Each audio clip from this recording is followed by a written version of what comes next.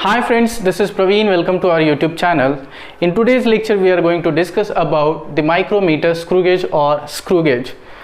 पहले लेक्चर में, इसके प्रीवियस लेक्चर में हमने पढ़ा था कि वर्नियर कैलिपर्स क्या होता है, उसका लीस्ट काउंट क्या होता है, वर्नियर कैलिपर्स से कैसे रीडिंग लेते हैं, एंड साथ में हमने ये भी जाना था कि ज़ीरो एरर क्या होता है। सेम तरीके से आज हम स्क्रू गेज के बारे में भी पढ़ने वाले हैं। तो आइए देखते हैं स्क्रू गेज क्या होता है। फ्रेंड्स, अगर हमको क्या करना है, वर्नियर से भी छोटा डिस्टेंस मेजर करना है। जैसा कि आपको पता है वर्नियर मिनिमम 0.01 सेंटीमीटर तक के डिस्टेंस को एक्यूरेटली मेजर कर सकता है। सेम तरीके से अगर उससे भी छोटे डिस्टेंस को मेजर करना है accurately, then we use micrometer screw gauge.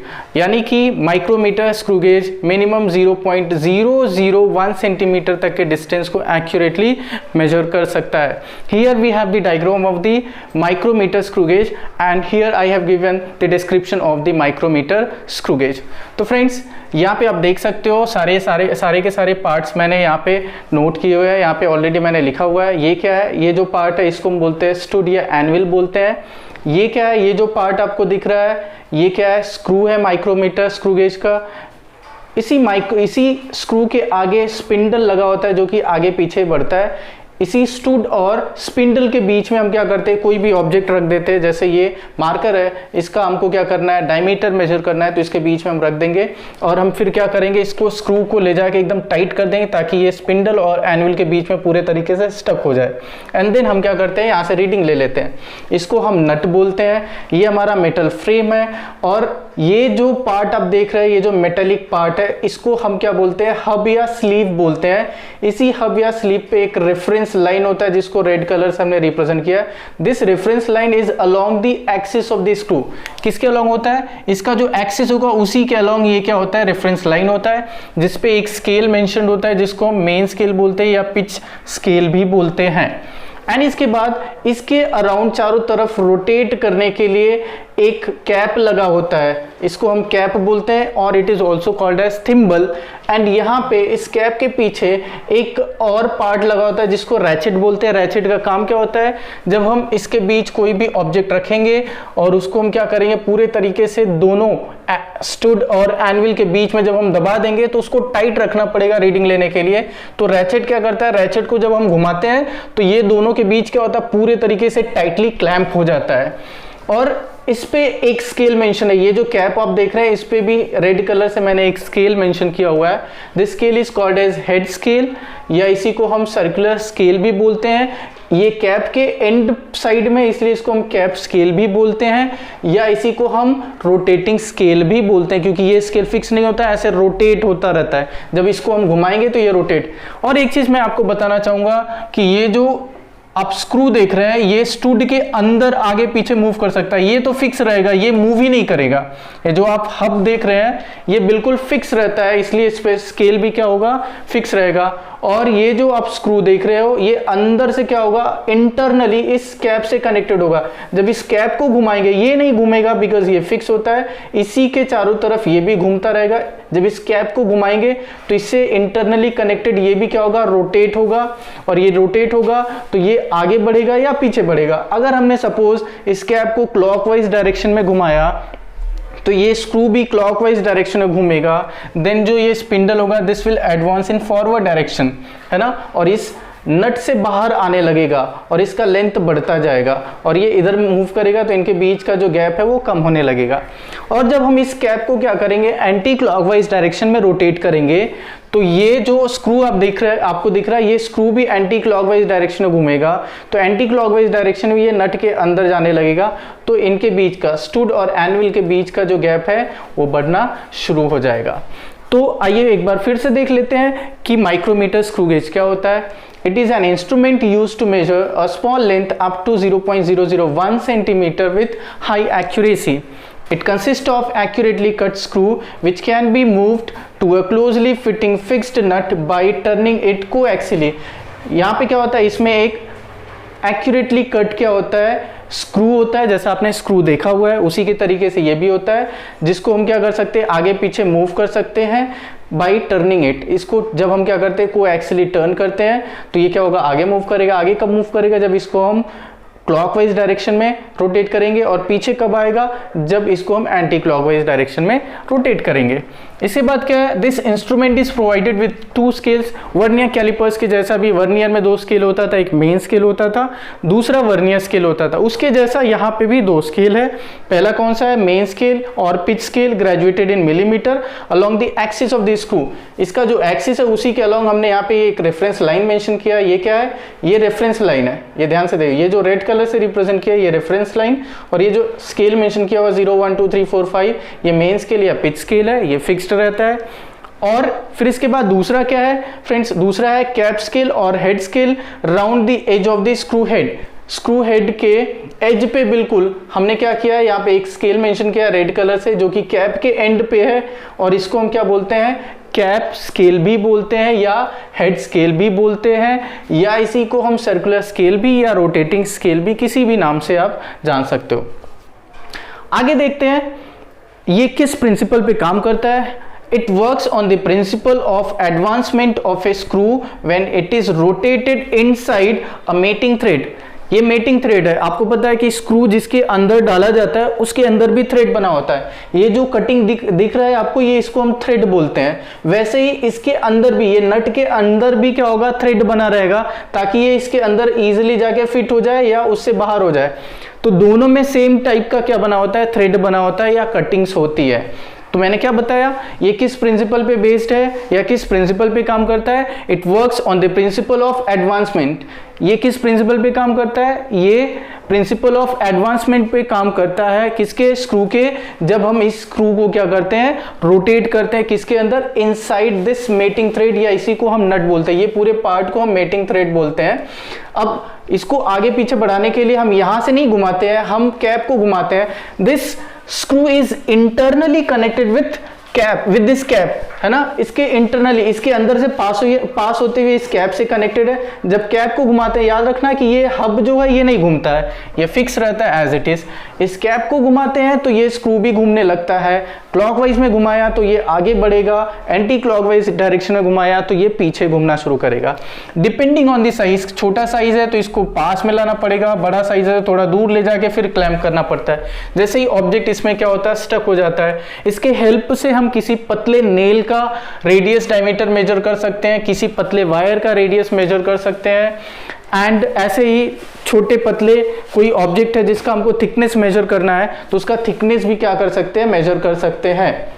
Alright, इसके बाद क्या दिया friends, when the screw is rotated inside the nut by rotating the cap connected internally to the screw advances or retracts depending on the direction of rotation। जब हम क्या करते हैं, screw को रोटेट करते हैं, किसके अंदर, inside the nut by rotating the cap. जब हम इस स्क्रू को रोटेट करते हैं, किसके रोटेशन के, किसको रोटेट करने से ये स्क्रू रोटेट करता है, इस कैप को रोटेट करने से स्क्रू रोटेट करता है। तो जब हम स्क्रू को इस कैप के हेल्प से रोटेट करते हैं तो ये क्या होता है, आगे मूव करता है या तो इस नट के अंदर आएगा यानी पीछे साइड में रोटेट करेगा। डिपेंड करता है कि ये कैप को किस डायरेक्शन में रोटेट किया गया था। तो ये तो हो गया फ्रेंड्स वर्नियर कैलिपर्स के बारे में कि वर्नियर कैलिपर्स होता क्या है, इसके क्या क्या पार्ट्स हैं, जो कि मैंने आपको बता दिया कि ये क्या है, मेटल फ्रेम है। इसी के अंदर जो भी ऑब्जेक्ट रहेगा इसके अंदर ही रहेगा, बाहर तक नहीं लाते, इसके अंदर ही हम क्या करते हैं, स्टक करते हैं। ये वाला पार्ट फिक्स होता है, ये आगे पीछे मूव नहीं करेगा, बट ये जो स्पिंडल है ये आगे पीछे मूव करता है। ये भी मेटालिक पीस होता है, ये भी मेटालिक पीस होता है, ये फिक्स होता है। इसको स्टूड या एनविल बोलते हैं, दोनों बोल सकते हैं। कहीं कहीं पे स्टूड लिखा होता है, कहीं कहीं पे एनविल लिखा होता है। अच्छा, बहुत बार लोग स्क्रू को ही स्पिंडल बोलते हैं, ऐसा नहीं है। स्क्रू का जो आगे वाला पार्ट होता है, जिनके बीच में हम क्या करते हैं, इन दोनों के बीच में जो ऑब्जेक्ट स्टक करते हैं, उस आगे वाले पार्ट को स्पिंडल बोलते हैं। ये जो पार्ट है, जो बिल्कुल एक्यूरेटली कट जो पार्ट है, जिसमें थ्रेड्स बने हुए हैं बहुत सारे ऐसे राउंड राउंड टाइप के, उसको हम स्क्रू बोलते हैं। ये नट है, इसके अंदर से ही ये बाहर आता है या अंदर मूव करता है। ये जो पार्ट है इसको हम स्लीव बोलते हैं, ये भी मेटल का बना होता है। इस पर एक रेफरेंस लाइन होता है जिसपे एक स्केल मेंशन है, जिसको हम बोलते हैं मेन स्केल। एंड इस मेन स्केल के चारों तरफ एक कैप बना होता है ना, और इस कैप को ही हम थिम्बल भी बोलते हैं। इस पे भी एक स्केल मेंशन होता है जिसको रेड कलर से रिप्रेजेंट किया है, जिसको हम हेड स्केल या हम इसको सर्कुलर स्केल या इसी को कैप स्केल या रोटेटिंग स्केल भी बोलते हैं। इसके पीछे ही जस्ट यहाँ पे क्या लगा होता है, रैचेट लगा होता है। इस रैचेट को जब हम टाइट कर देते हैं तो ये आगे पीछे मूव करना बंद कर देता है, और फिर ऑब्जेक्ट को इनके बीच में रख के हम क्या करते हैं, जो भी ऑब्जेक्ट इनके बीच में रखा होता है उनका हम क्या कर सकते हैं, ईजिली यहाँ से रीडिंग ले सकते हैं। तो ये मेन स्केल और ये क्या हो गया, सर्कुलर स्केल हो गया। This is similar to the vernier callipers. तो फ्रेंड्स आइए देखते हैं कि pitch and least count of screw gauge क्या होता है। तो यहाँ पे देख लीजिए पिच क्या होता है, it is the distance between the two consecutive threads of the screw which is equal to the distance moved by the screw due to one rotation of the cap। यहाँ पे आप देख रहे हैं ये दो थ्रेड्स, ये देख रहे हैं आप, ये दो थ्रेड्स के बीच का जो डिस्टेंस होगा, दो कॉन्जिक्यूटिव थ्रेड्स, ये पहला और ये दूसरा, इनके बीच का जो डिस्टेंस होता है that distance is called as pitch of the screw. या ये किसके बराबर होता है, it is equal to the distance moved by, ये स्क्रू कितना डिस्टेंस मूव करता है in one rotation of the cap. जब हम एक इस कैप को, यानी इसका अगर हमने कैप का जीरो रेफरेंस लाइन के बिल्कुल एग्जैक्टली सामने लिया और इसको एक बार घुमाया, ऐसा घुमाया कि वापस जीरो इसके सामने आ जाए, तो वो एक रोटेशन होगा। और इस एक रोटेशन में ये स्क्रू कितना डिस्टेंस आगे मूव कर गया या पीछे मूव कर गया, that distance is called as pitch of the screw. तो पिच ऑफ द स्क्रू क्या हो गया, it is the distance between two consecutive threads of the screw which is equal to the distance moved by the screw due to one rotation of the cap. If screw advances by 5 mm in 10 rotations, suppose screw 5 mm क्या होता है, आगे बढ़ जाता है या पीछे बढ़ जाता है या आगे बढ़ जाता है, यानी पीछे की तरफ मूव करता है या आगे की तरफ मूव करता है। कब, जब हम कैप को 10 बार रोटेट करते हैं कंप्लीटली, यानी कैप के 10 कंप्लीट रोटेशंस में स्क्रू कितना डिस्टेंस मूव कर रहा है, अगर 5 mm, देन पिच किसके बराबर हो जाएगा, pitch is equal to 5 mm divided by 10, यानी 0.5 मिलीमीटर के बराबर हो जाएगा पिच ऑफ द स्क्रू। जरूरी नहीं है, आपको याद रखना है एक चीज़ कि ये जो सर्कुलर स्केल बना हुआ है इस पे 50 डिविजन्स भी कभी कभी होते हैं एंड 100 डिविजन्स भी कभी कभी होते हैं। दोनों में से कुछ भी हो सकता है, 50 डिविजन्स भी हो सकता है एंड 100 डिविजन्स भी हो सकता है।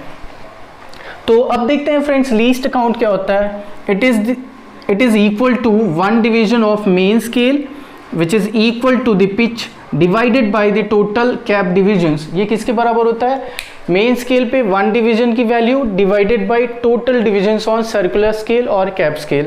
ये अच्छा, value of 1 division on main scale is also called as pitch.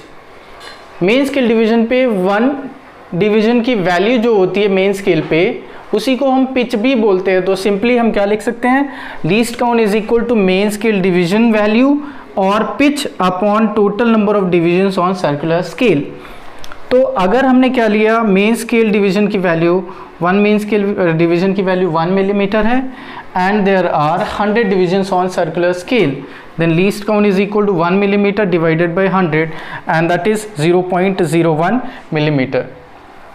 कभी कभी ऐसा होता है कि स्क्रू क्या करता है, स्क्रू को हम जब क्या करते हैं, रोटेट करते हैं या कैप को रोटेट करते हैं, तो कैप 1 मिलीमीटर डिस्टेंस कवर करता है कितने रोटेशन में, 2 रोटेशन में, and there are 50 divisions on circular scale. तो पिच क्या हो जाएगा, यहाँ से पिच हो जाएगा, pitch is equal to 1/2 millimetre, यानी 0.5 मिलीमीटर हो जाएगा पिच। अब हमको लीस्ट काउंट निकालना है, तो least count is equal to value of pitch, यानी 0.5 मिलीमीटर एंड डिवाइडेड बाई 50, और इससे डिवाइड करेंगे तो फिर से हमको क्या मिल जाएगा, 0.05 मिलीमीटर मिल जाएगा।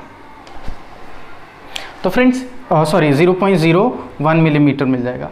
तो कभी कभी 50 डिविजन्स होता है और दो रोटेशन में स्क्रू 1 मिलीमीटर एडवांस होता है, तो पिच वहाँ पे क्या हो जाएगा, 0.5 मिलीमीटर, नंबर ऑफ डिविजन्स 50 होते हैं, तो भी लीस्ट काउंट वही मिलने वाला है। तो ये याद रखना है कि लीस्ट काउंट हम कैसे निकालते हैं और वर्नियर कैलिपर्स का लीस्ट काउंट कितना होता है। तो फ्रेंड्स हम देखते हैं कि हम स्क्रू गेज से कैसे रीडिंग लेते हैं। पिच हमने देख लिया, लीस्ट काउंट क्या होता है ये भी हमने देख लिया। वर्नियर के केस में हमने ऐसा लिखा था, टोटल वर्नियर रीडिंग बराबर हमने लिखा था main scale reading plus vernier scale reading, ऐसा लिखा था। यहाँ पे भी कुछ ऐसा ही हम क्या करने वाले हैं, लिखने वाले हैं। तो यहाँ पे हम क्या करेंगे, टोटल रीडिंग हमको निकालना है, तो टोटल रीडिंग बराबर क्या हो जाएगा, it is main scale reading या इसी को पिच स्केल रीडिंग भी बोलेंगे, प्लस हेड स्केल रीडिंग या सर्कुलर स्केल रीडिंग हम उसको बोलेंगे। इस पे जो रीडिंग मिलेगा वो सर्कुलर स्केल रीडिंग, और इस पे जो रीडिंग मिलेगा वो मेन स्केल रीडिंग हो जाएगा। तो मेन स्केल रीडिंग किसके बराबर होता है? मेन स्केल रीडिंग बराबर होता है number of division on main scale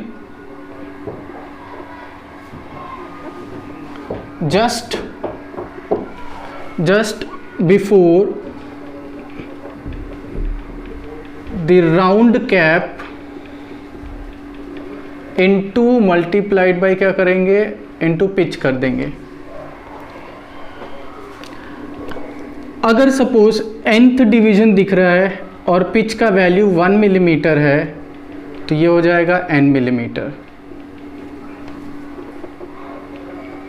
circular scale reading देखना है तो सर्कुलर स्केल रीडिंग क्या हो जाएगा? वो कौन सा डिवीजन सर्कुलर स्केल पे जो रेफरेंस लाइन के साथ कोइंसाइड हो रहा है, the division on circular scale which is exactly coinciding with reference line multiplied by least count होगा। तो क्या लिखेंगे? Circular scale reading is equal to what? Number of division on circular scale exactly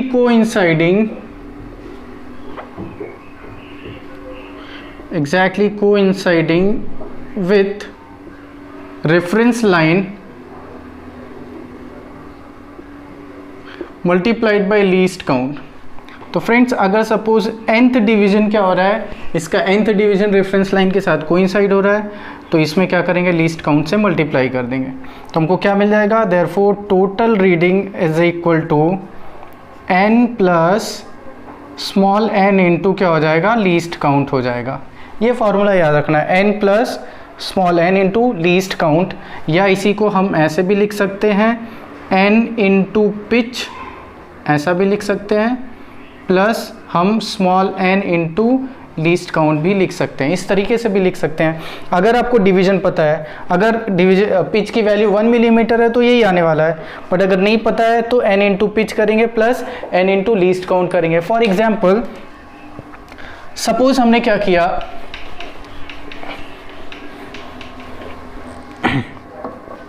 suppose हमने एक nail को यहाँ पे क्या किया, इसके बीच में क्लाइंब करके रखा है और इसका डायमीटर निकालना है हमको। तो उसके लिए हम क्या करेंगे? मेन स्केल रीडिंग निकालेंगे। मेन स्केल रीडिंग क्या है? ये जो राउंड कैप है इसके जस्ट इधर में कौन सा डिवीजन दिखाई दे रहा है? तो ये हो गया 5, 6, 7, 8, 9।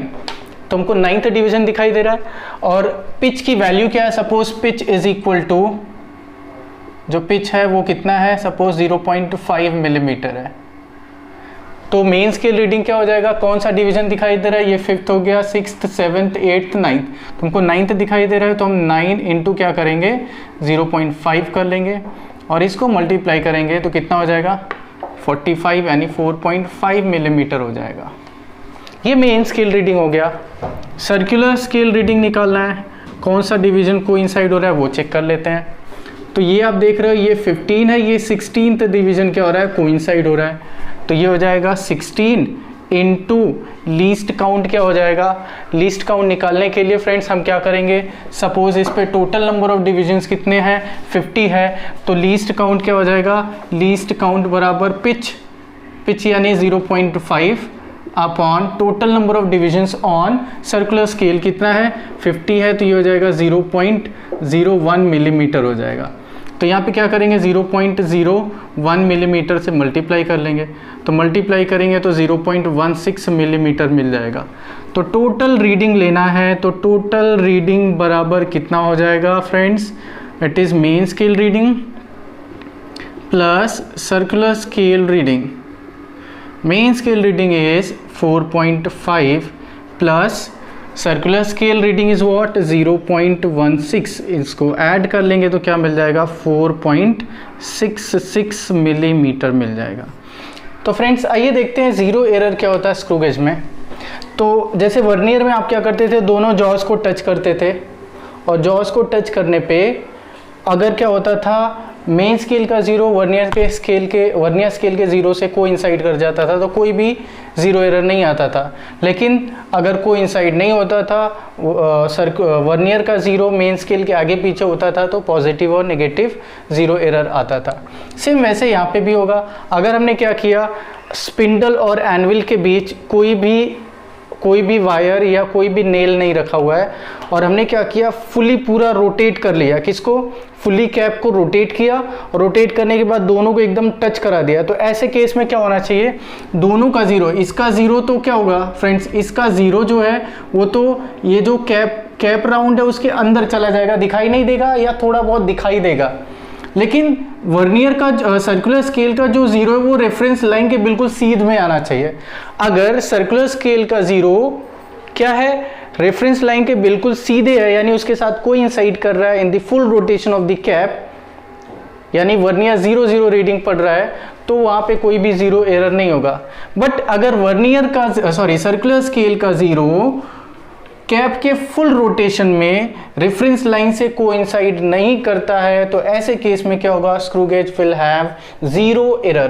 तो जीरो एरर क्या होगा, if zero of circular scale does not coincide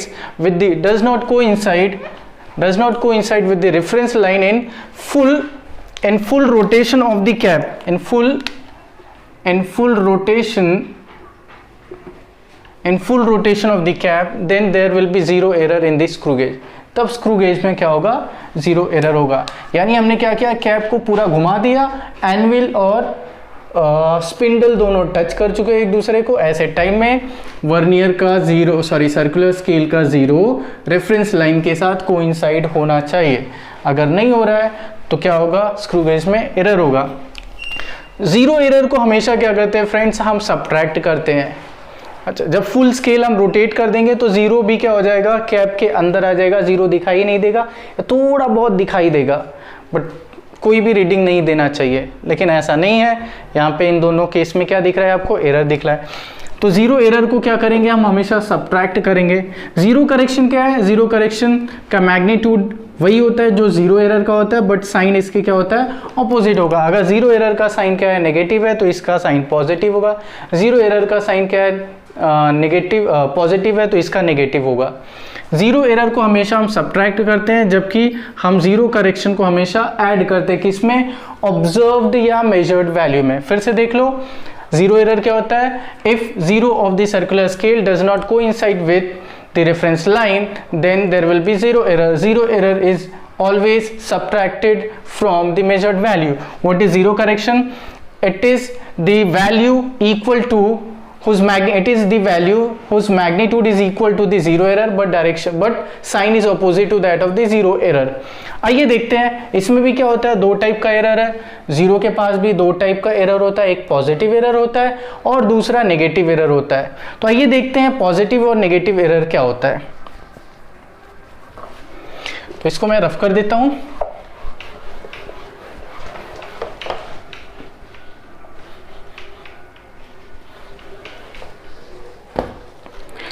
और देख लेते हैं positive zero error. Positive zero error, बहुत लोग सोचते हैं जीरो तो ना तो पॉजिटिव होता है ना तो नेगेटिव। नहीं भाई, पॉजिटिव जीरो एरर क्या होगा, जब भी सर्कुलर स्केल का जीरो रेफरेंस लाइन के नीचे रह जाता है। यहाँ पे आप देख सकते हैं, when the zero of circular scale lies below the reference line, then there is positive zero error. तो पॉजिटिव जीरो एरर में क्या होता है, पॉजिटिव जीरो एरर में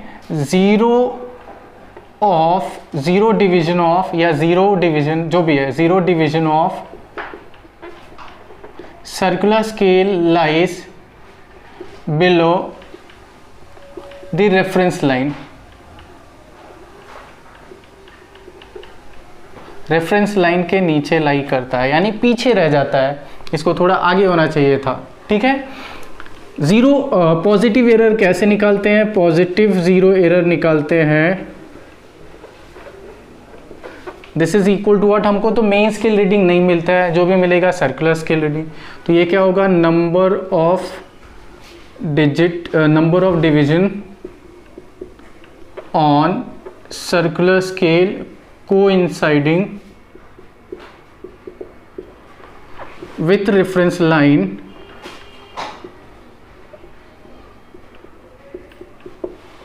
इनटू क्या होता है, लीस्ट काउंट होता है। तो यहाँ पे आप देख सकते हो कौन सा डिवीजन क्या हो रहा है, इसके साथ कोइंसाइड कर रहा है, रेफरेंस लाइन के साथ 5th डिवीजन है, तो ये हो जाएगा 5 इनटू क्या हो जाएगा, लीस्ट काउंट कितना होता है 0.01 मिलीमीटर होता है।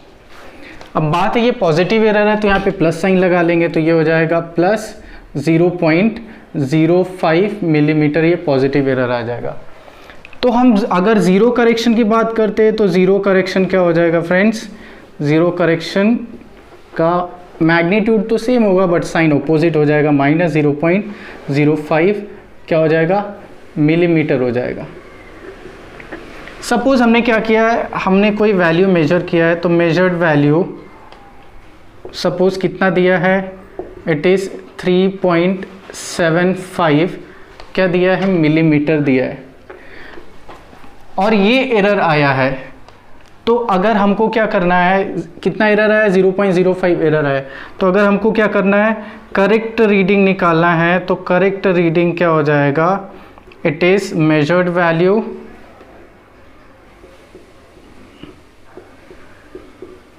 प्लस क्या हो जाएगा, ज़ीरो करेक्शन हो जाएगा, क्योंकि मैंने बताया था ज़ीरो करेक्शन को हमेशा ऐड करते हैं। तो क्या करेंगे, ज़ीरो मेजर्ड वैल्यू कितना है, इट इज़ 3.75 और ज़ीरो करेक्शन क्या है, ये माइनस में लिखा गया है, इसको ऐड करेंगे तो भी माइनस ही आने वाला है, 0.05 क्या हो जाएगा, मिलीमीटर हो जाएगा, ये भी मिलीमीटर में है, 3.75 मिलीमीटर में है। तो सब्ट्रैक्ट करेंगे तो कितना मिल जाएगा, 3.70 मिलीमीटर मिल जाएगा। तो इस तरीके से हम क्या कर सकते हैं, पॉजिटिव एरर निकाल सकते हैं। अब हम बात करते हैं नेगेटिव एरर क्या होता है। तो नेगेटिव एरर में क्या होगा, जब zero of circular scale reference line के ऊपर लाई करेगा, then the zero error is said to be negative. तो नेगेटिव ज़ीरो एरर देख लेते हैं, नेगेटिव ज़ीरो एरर क्या बताया फ्रेंड्स, नेगेटिव ज़ीरो एरर क्या होगा, जब zero of circular scale lies above the reference line, reference line के ऊपर लाई करेगा, when zero of circular scale lies above the reference line,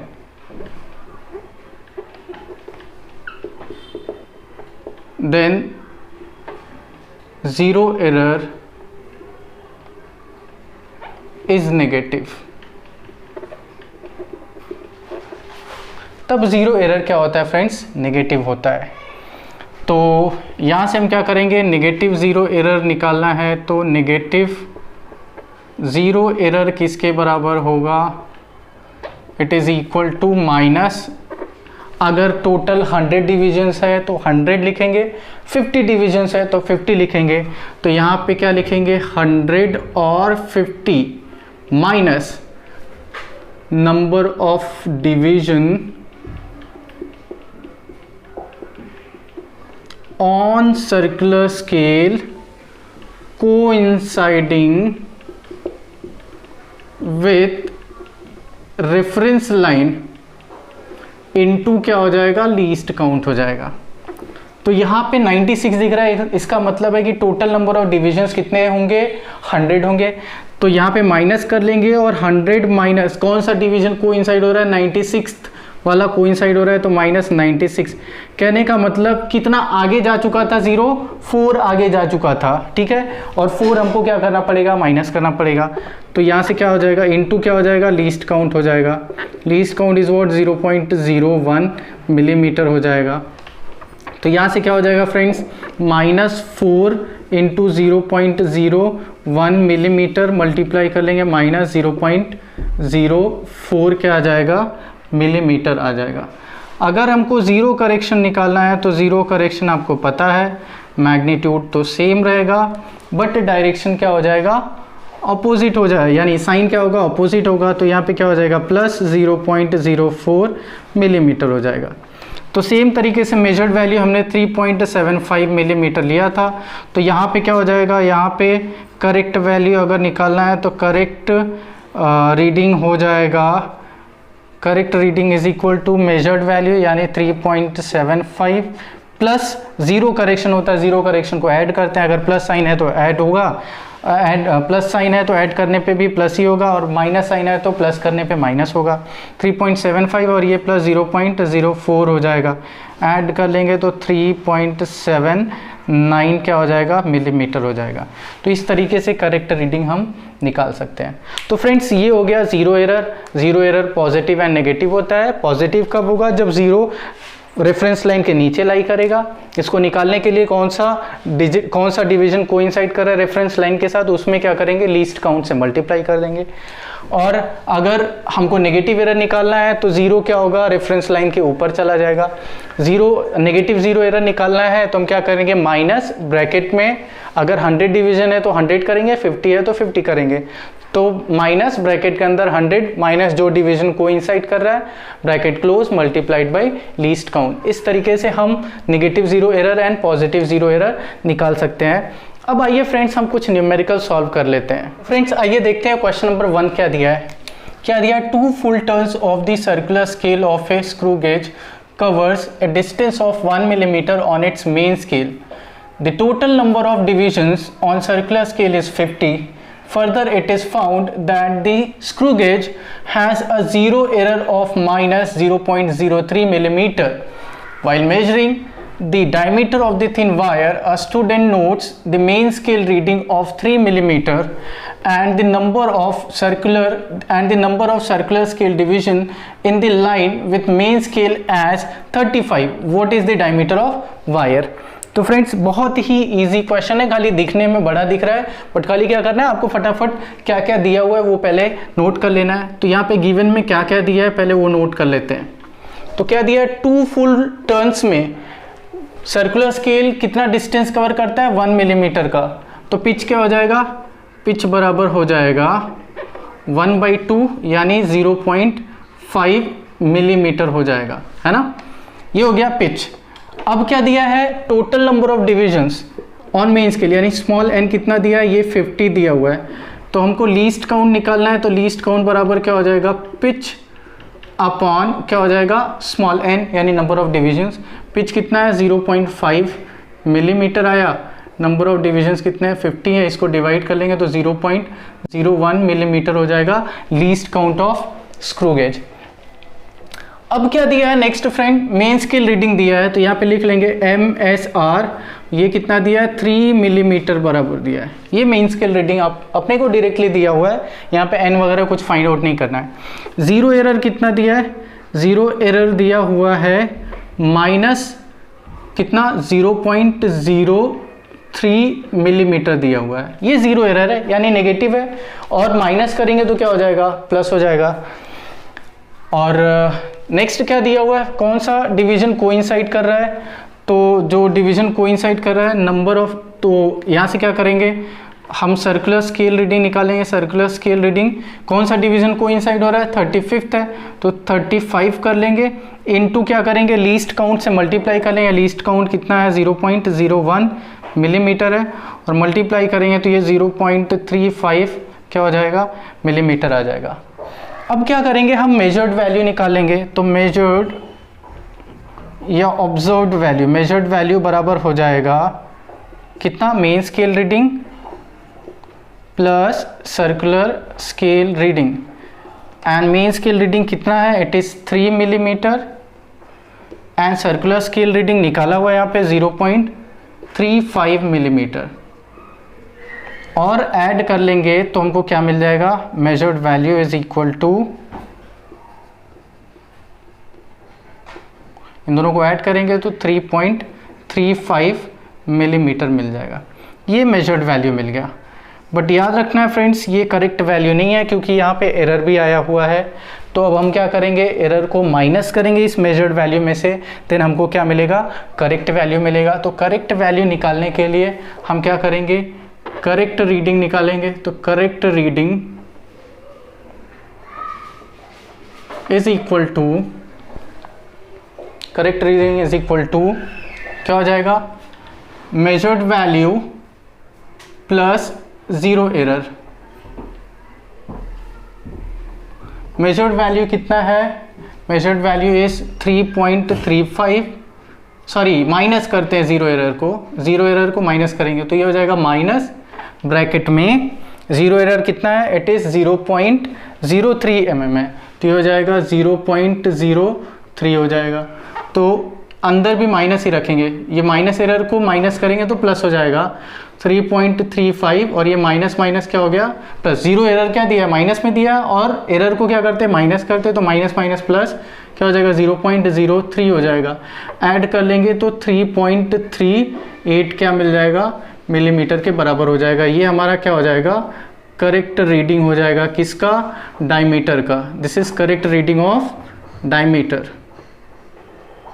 understood. इस तरीके से हम क्या करेंगे, किसी भी सम को सॉल्व कर लेंगे। करेक्ट रीडिंग ऑफ डायमीटर क्या हो जाएगा, 3.38 मिलीमीटर होगा, और हमने जो मेजर किया था वो कितना था, 3.35 मिलीमीटर, बट एरर के आने की वजह से जब हमने एरर को माइनस किया तो कितना आया, 3.38 मिलीमीटर आया। ऑलराइट, अब आइए क्वेश्चन नंबर 2 देखते हैं। तो फ्रेंड्स क्वेश्चन नंबर 2 कह दिया है 10 rotations of the cap of screw gauge is equivalent to 5 millimeter. The cap has 100 divisions. Find the least count. Reading taken for the diameter of wire with the screw gauge shows 4 complete rotations and 35 divisions on circular scale. Find the diameter of the wire. Wire का diameter भी हमको calculate करना है। तो ये फटाफट देख लेते हैं। 10 रोटेशंस कितने मिलीमीटर के बराबर है, 5 मिलीमीटर के बराबर है। तो पिच निकाल लेते हैं। पिच बराबर क्या हो जाएगा, 5 मिलीमीटर अपॉन कितना रोटेशन हो रहा है, 10 हो रहा है, तो ये आ जाएगा 0.5 मिलीमीटर हो जाएगा। तो ये क्या आ गया, 1 रोटेशन में कितना डिस्टेंस कवर हुआ है, कितना 0.5 मिलीमीटर।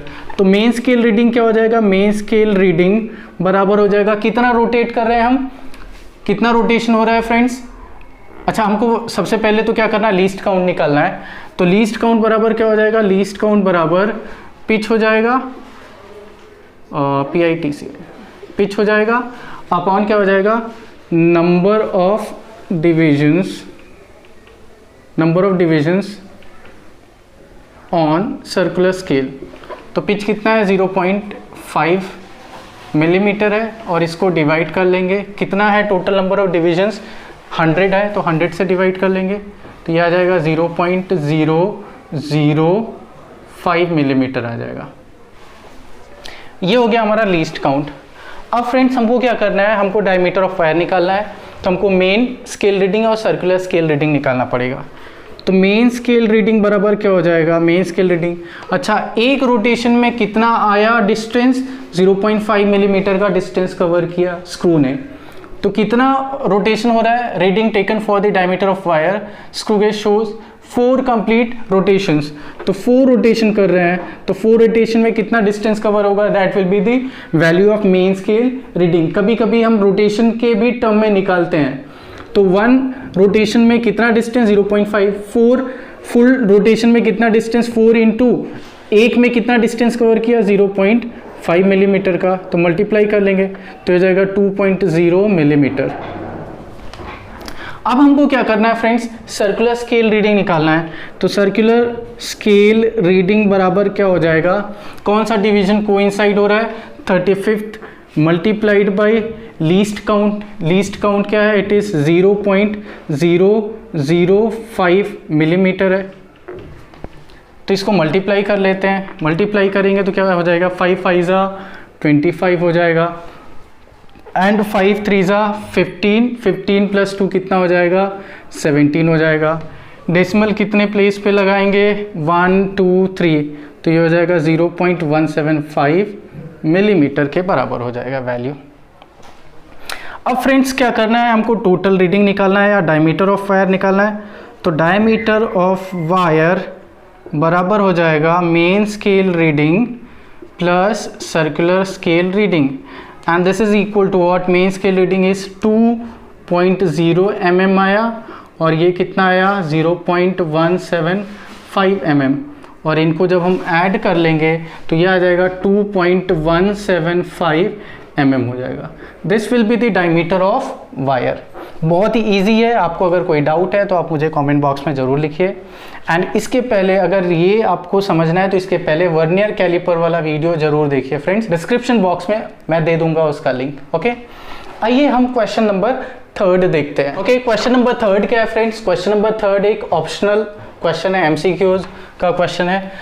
इसमें MCQ ऑलरेडी दिया हुआ है, देख लेते हैं question. The density of solid ball is to be determined in an experiment. In an experiment, the diameter of ball is measured with a screw gauge whose pitch is 0.5 millimeter and there are 50 divisions on circular scale. The reading on the main scale is 2.5 millimeter and that on the circular scale is 20 divisions. If the measured mass of the ball has percentage error of 2%, the percentage error in the density is। तो सबसे पहले हम क्या करेंगे, हम पहले तो measured value निकाल लेते हैं। तो मेजर्ड वैल्यू कैसे निकालेंगे? मेन स्केल रीडिंग अपने को दिया हुआ है, मेन स्केल रीडिंग कितना है? It is 2.5 millimetre. अब हम सर्कुलर स्केल रीडिंग निकालेंगे तो पहले लीस्ट काउंट निकालना पड़ेगा। तो लीस्ट काउंट बराबर क्या हो जाएगा friends? It is pitch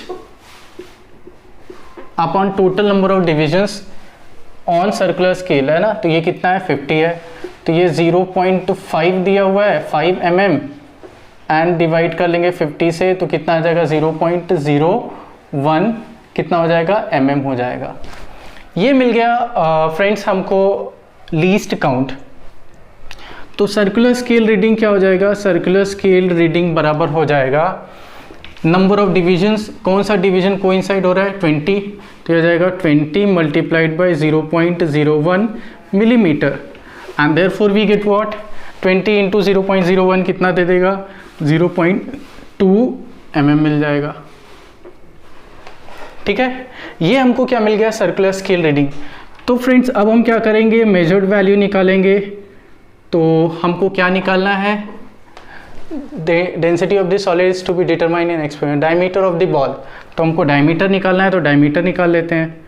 diameter क्या हो जाएगा? डायमीटर बराबर main scale reading it is 2.5 millimetre plus circular scale reading जो कि कितना है? 0.2 मिलीमीटर। तो कितना आ जाएगा? 2.7 मिलीमीटर मिल जाएगा। ये हो गया फ्रेंड्स हमारा डायमीटर की वैल्यू। अब हमको क्या करना है? डेंसिटी निकालना है। तो डेंसिटी बराबर क्या होता है? Density is equal to mass upon volume.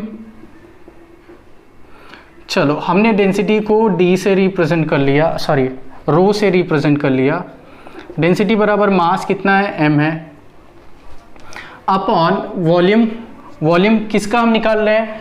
Volume हम बॉल का निकाल रहे हैं। तो वॉल्यूम क्या हो जाएगा? 4/3 पाई r क्यूब हो जाएगा। लेकिन हमको क्या करना है? इसको डायमीटर के टर्म में लिखना है। तो हम 2 से मल्टीप्लाई करेंगे तो यहाँ पे 8 हो जाएगा, ये हो जाएगा m, और यहाँ पे क्या हो जाएगा? पाई को बाहर ले लेते हैं, अपॉन 3 2 6, और यहाँ पे लिख लेते हैं 8r, सॉरी यहाँ पे लिख लेंगे 2r द होल क्यूब। फिर से मैं समझा देता हूँ। देखो 2 का क्यूब करेंगे तो क्या हो जाएगा? 8 हो जाएगा, और नीचे 6 है तो 2 से ऊपर नीचे डिवाइड हो जाएगा, यहाँ पे 4 बचेगा, यहाँ पे 3। हमने किया क्या? यहाँ पे 2 से मल्टीप्लाई किया 8 हो गया, और यहाँ पे 2 से मल्टीप्लाई किया 6 हो गया, और 8 को हमने क्या किया? क्यूब के अंदर ले लिया तो 2 हो जाएगा, 2r क्यूब। ओके, और ये 2r को हम क्या लिख सकते हैं? डायमीटर लिख सकते हैं। तो ये हो जाएगा m अपॉन π/6, और ये डायमीटर का क्यूब हो जाएगा। अब हमको परसेंटेज एरर इन डेंसिटी निकालना है। तो परसेंटेज एरर इन डेंसिटी क्या हो जाएगा? Delta rho upon rho multiplied by 100 and this is equal to what? Percent. ये तो कांस्टेंट है, इसमें कोई परसेंटेज एरर नहीं आएगा। तो यहाँ पे क्या लिख लेंगे? डेल्टा m बाई m लिख लेंगे, प्लस यहाँ पे क्या हो जाएगा? ये d का पावर 3 है तो पावर आगे आ जाएगा, डेल्टा d अपॉन d हो जाएगा। ये ऑलरेडी मैंने पढ़ाया हुआ है, नहीं पढ़ाया नहीं आपने देखा है ये वाला वीडियो एरर वाला, तो मैं इसका भी लिंक डिस्क्रिप्शन बॉक्स में दे दूंगा, आप जाके वहाँ से देख सकते हैं।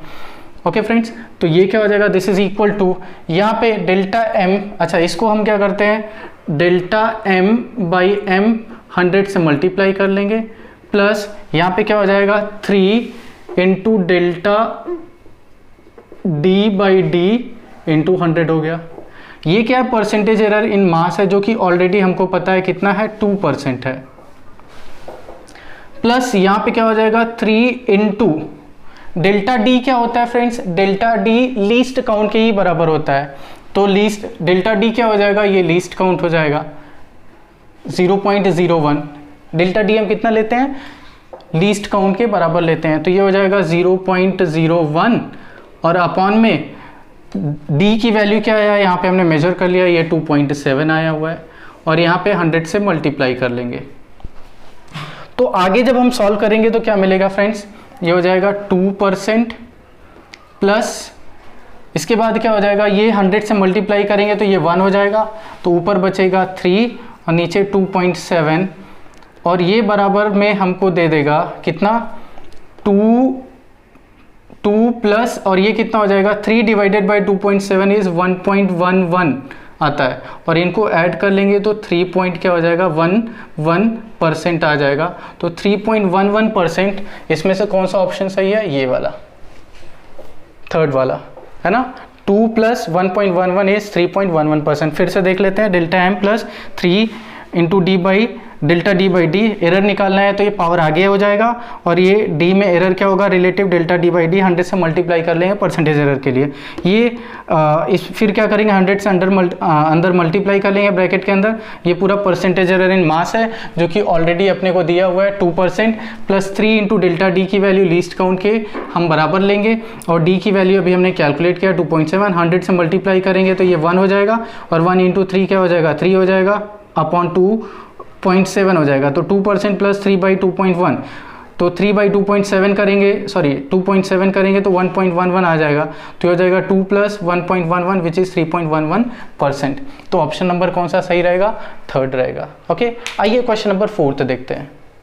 तो क्वेश्चन नंबर 4 क्या दिया है friends, a screw gauge has least count 0.01 millimetre. When faces of screw gauge are touching each other, only 0 marking of main scale is in and 7th division of circular scale is coinciding with reference line. The zero error of the instrument is, ये diagram अपने को दिया हुआ है and 4 option दिया हुआ है, 0.07 millimetre, minus 0.07 millimetre, minus 0.05 millimetre and 4th plus 0.05 millimetre. तो हमको क्या दिया है कि ये जो खाली जीरो है मेन स्केल का दिख रहा है, इसका मतलब यही अंदर है, इसका मतलब यही दिख रहा है, प्रेजेंट है जो हमको, तो मेंस की रीडिंग तो कुछ नहीं मिलेगा। तो हमको जीरो एरर फाइंड आउट करना है और जीरो क्या है, जो रेफरेंस लाइन दिख रहा है उसके नीचे है, तो इसका मतलब पॉजिटिव जीरो एरर आएगा। तो सीधे से बात है कि एरर कितना हो जाएगा, जीरो एरर बराबर कितना हो जाएगा, कौन सा डिवीजन दिख रहा है, 5th डिवीजन, और ये प्लस साइन लेंगे इनटू लीस्ट काउंट क्या हो जाएगा, इट इज़ 0.01 मिलीमीटर हो जाएगा। तो सीधे सीधे एरर क्या होगा सीधे सीधे एरर क्या आ जाएगा 0.05 मिलीमीटर आ जाएगा एंड ऑप्शन नंबर आपका क्या रहेगा, 4th सही रहेगा। तो ये हो गया फ्रेंड्स स्क्रू गेज के बारे में एंड मैंने इतने सारे क्वेश्चन भी सॉल्व करा दिए हैं, आपके सारे डाउट्स भी आई थिंक क्लियर हो गए होंगे फ्रेंड्स। तो आज का ये जो हमारा आज के लेक्चर से हमारा ये जो यूनिट्स मेजरमेंट का जो चैप्टर है ये पूरा ख़त्म हो गया है। अब हम नेक्स्ट लेक्चर में हम वेक्टर्स के बारे में पढ़ेंगे, वेक्टर्स क्या होता है, कितने टाइप का होता है, यूज़ क्या होता है एंड फिर उसमें बहुत सारे लॉज वगैरह हैं। तो फ्रेंड्स अगर आपने मेरा चैनल सब्सक्राइब नहीं किया है तो मेरे चैनल को सब्सक्राइब कर लीजिए और साथ में बेल आइकन को भी प्रेस कर लीजिए ताकि आपको मेरे आने वाले न्यू वीडियोस का नोटिफिकेशन मिल जाए। एंड फ्रेंड्स मेरे वीडियोस को शेयर भी करिए एंड लाइक भी करिए। Thanks for watching my videos.